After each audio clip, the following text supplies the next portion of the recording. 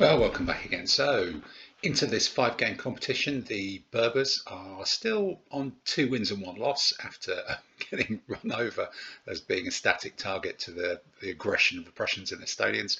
So, into round 4, day 2 of the competition, it's Mr. Jackson of the Daughters of Dracula with yet another later Byzantine army to face off against. And there's a lot of ways to put Byzantine together. I think, as we said in the second game, Dave's one was pretty kind of skewed towards the Mongols' open fields. Would Robin's be much more a charging knighty one that would be able to sort of impale itself, hopefully, on my wall of spearmen? Let's have a look. Let's see what that list looks like. And here it is, the later Bizzies from Robin Jackson. So, brilliant general. 2 of those heavy cavalry impacts. I suspect they must be compulsory in the list. 2 medium cavalry bow elite, giving it a bit more of a mix. A horse archer, medium cavalry bow as well. So geeks, I think they may be Greeks, but I think they're down as geeks. So there's a couple of infantry bow to support quite a lot of shooting. 3 light horse, 3 medium cavalry, and the heavy cavalry impact. So that's a pretty punchy sort of mounted open step one.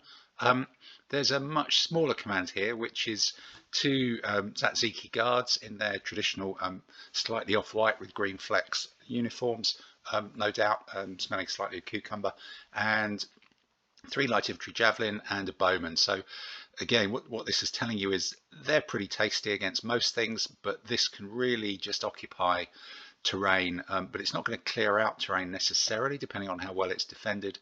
But that's suggesting terrain isn't going to be a big part of the game for here. And into the third one, another brilliant golden horse, golden horde ally, same sort of thing as David had in game 2.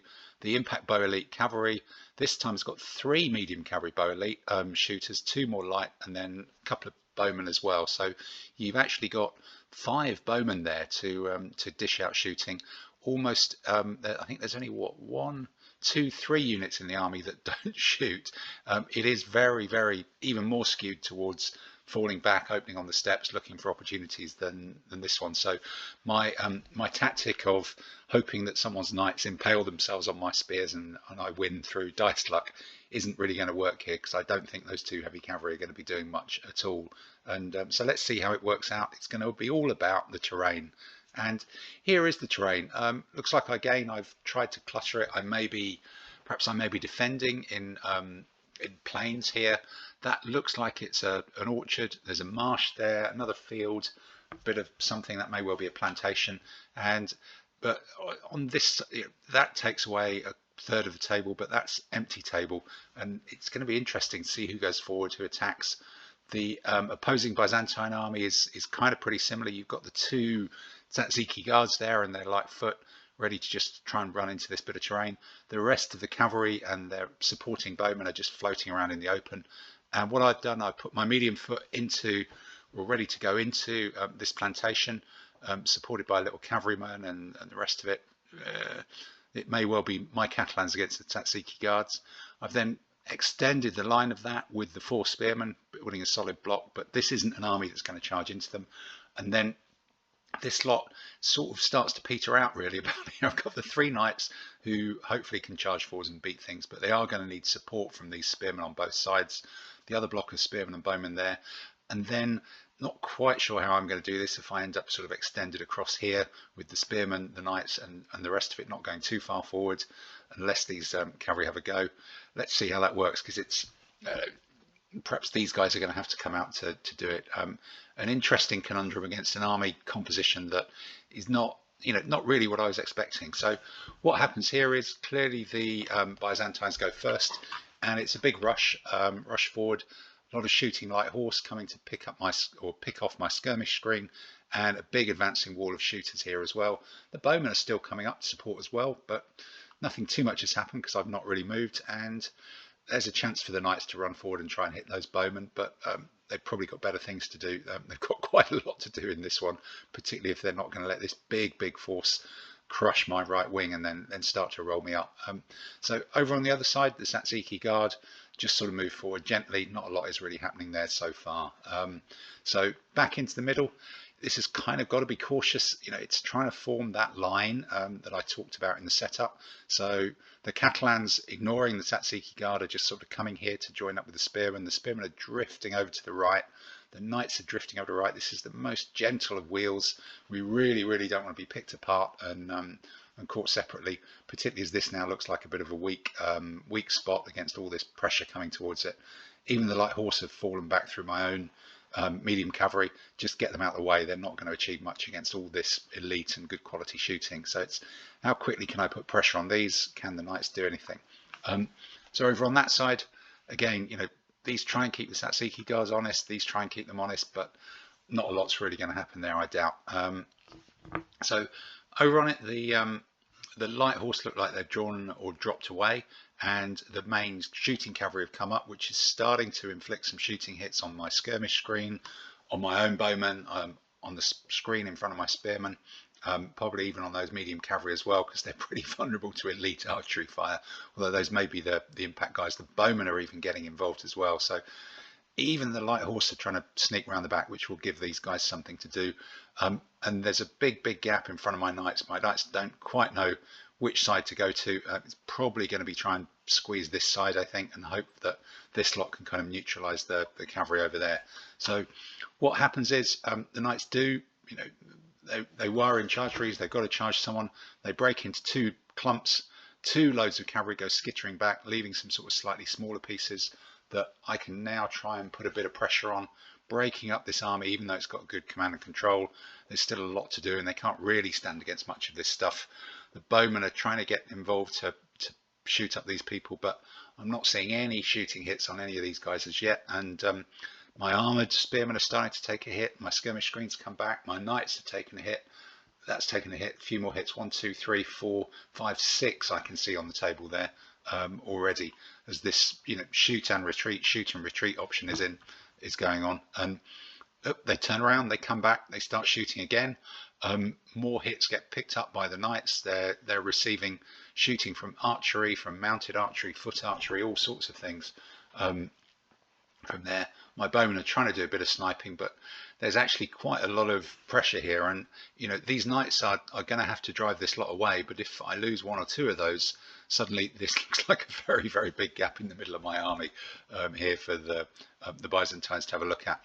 But this is the point, with the game half on, that Paul interrupted us yet again. Paul's also in the Daughters of Dracula team, so he knows Robin well, and Robin, I'm sure, has been inflicted with Paul's Spotify playlists in long journeys into Europe. And this time, Paul was sharing with us the noodlings, the guitar noodlings of Dungeon Fuel, the sort of the gas station castle crossover heavy metal band, giving it the weird finger thing going over there. All sorts of very interesting stuff on their cover artwork. Pyrotechnics going off. Could this be any more metal? There's pyrotechnics going off literally out of that guitar. Good old sort of 1950s style American Roadster. And again, this was Dungeon Fuels. This was the album Paul was trying to play us through the tinny little speakers on his iPhone. Combustion of the Dammned, one of Dungeon Fuel's legendary albums, apparently. So let's tell you a bit more about Dungeon Fuel.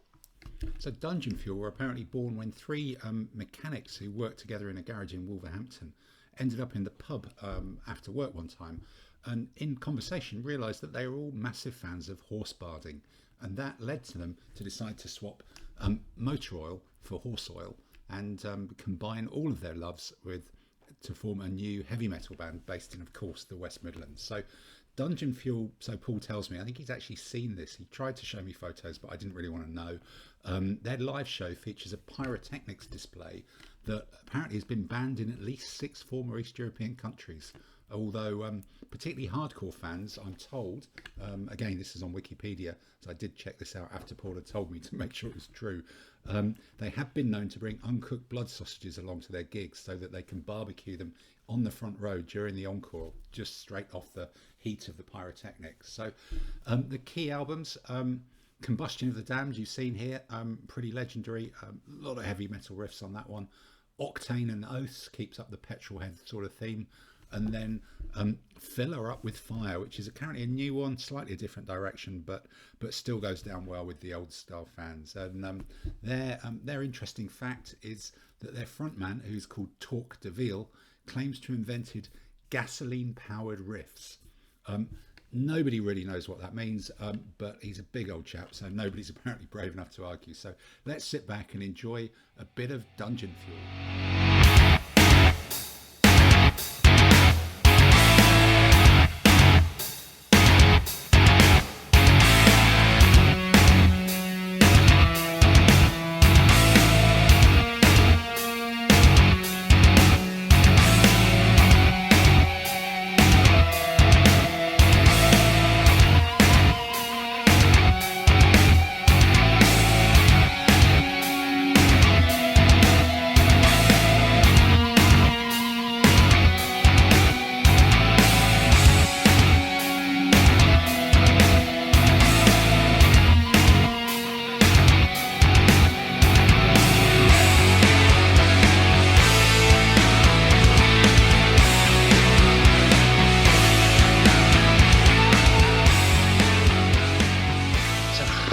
Yeah, that was Dungeon Fuel. That was kind of intense, wasn't it? There is a lot of medieval metal out there if you know where to look, and Paul certainly does know where to look really for that one, as the ADLG circuit's legendary Man of Metal. But let's try and get back to the battle really. Talking of legends, the legendary, slightly camply posed Essex Byzantine Lightfoot Javelin are making a rush to try and harass my archers, who are trying to harass the mounted bowmen in the middle. The Tzatziki guards and bowmen, they're sat there. I don't think 3 light horse with javelin are going to do much against them. This medium cavalry really doesn't want to be doing anything against them. That's just too much firepower. So it's just sort of a neutralizing each other game here over here. But at least that's some sort of potent stuff. And I haven't really got too much. If these guys get into the middle, maybe something useful can happen with them. Over in the middle, the knights have gone herring off yet again. They're taking a lot of casualties. I've got the general smashing into the bowman, the Byzantine bowman in the middle, as the rest of the cavalry have fallen back on both wings. Cavalry coming in support. Looks like there's another knight here. The knights are all in separate pieces. I've totally lost control of them. They're trying to fight whatever they can and get close to whatever they can. But my army's starting to get, teased apart by the shoot and retreat tactics of these Byzantine mounted archers. Again, over here, as the knights have gone forward, my spearmen have kind of followed up to support them. The bowmen have tried to do that, but just the sheer weight of archery from these guys has killed off one of my medium cavalry, and that suddenly makes this look like a very tempting target for these 2 heavy cavalry impact to have a go at, particularly as my bowmen have taken some casualties. These guys haven't even bothered to get around the back yet, but just shot, archery is doing an awful lot of damage to this side of my army and whittling it away. Over on the other side, again, these cavalry, they've just taken 1 hit. They just keep falling back. My spearmen are not going to catch them. This single knight's not going to catch them. They've got plenty of room. They're just inflicting a few hits here and there along the line, whilst the real damage is being done on my opposite flank here. And here's the proper sort of helicopter view. In theory, nice solid defensive line across here. I've got both ends of it, but unfortunately the knights going herring off, out of control, being chased, being pulled apart, left a gap. I pushed the spearmen out up to support it, but again, it's just really thin this out. These spearmen have proved not necessary. I'm trying to get them over here to stop this mob of cavalry just overwhelming these few bits and rolling up the army. My general is chewing through some crappy bowmen. My knights are just about still in play by the looks of it, but with nothing to chase. And the rest of the enemy army is just very much intact as I kind of chase shadows, but quite how I'm going to catch any of these guys and do any damage really is difficult, because that bowman can shoot at distance. These bowmen are both injured. Against these guys, it's going to be tough to pick up many more bits of it. And here we go. We're starting to kind of reach the back of the enemy table. We could try and flee somebody off. This guy appears to be turning his back to us, which is a bit of contempt, but that's the way it goes, I guess. So Catalans, injured bowman, trying to do some shooting, but that starts to look like an attackable target. The knight has now taken 2 hits. He looks like he's in trouble. If he goes, suddenly this starts to look like it's very much at risk. And over on the other side, as I predicted, the impact cavalry have gone into my medium cavalry. Javelin, done 2 bits of damage, a yellow edge there on that one. And my spearmen from the other wing are just about arriving. Maybe they'll just be able to shore up these these gaps when they start to appear, but the bowmen have just pushed through. I can't stop that with light horse. They're just driving through towards my baggage as well. And this is looking very, very bitty from my army, but all of these enemy troops are much, much faster, much more maneuverable than mine. Over on the other side, the Tsatsiki guards are starting to swing in. My cavalry, I'm seeing the writing on the wall. That's the writing of all the dead units I've got. They've decided to launch an attack against the bowmen, see if they can achieve something, do some hits. These guys are just getting out the way and starting to come into the back of the left-hand end of my main line over here. But my main line has just carried on pushing forwards. The bowmen appear to have evaporated. They've been run over by these two cavalry.